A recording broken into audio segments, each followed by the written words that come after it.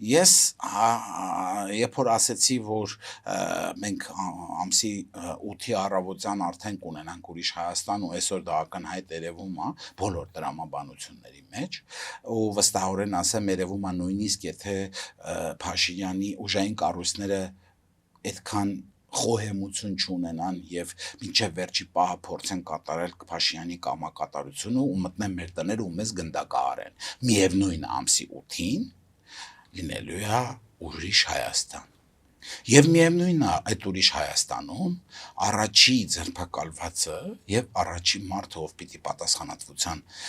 առաջ կանգնի, արդար դատարանի առաջ կանգնի, ես պահանջելու եմ դա պայքարելու եմ, եթե ես էլ չլինեմ իմ որդին է դրա համար պայքարելու, դա Նիկոլ Վովայի Փաշինյանն է։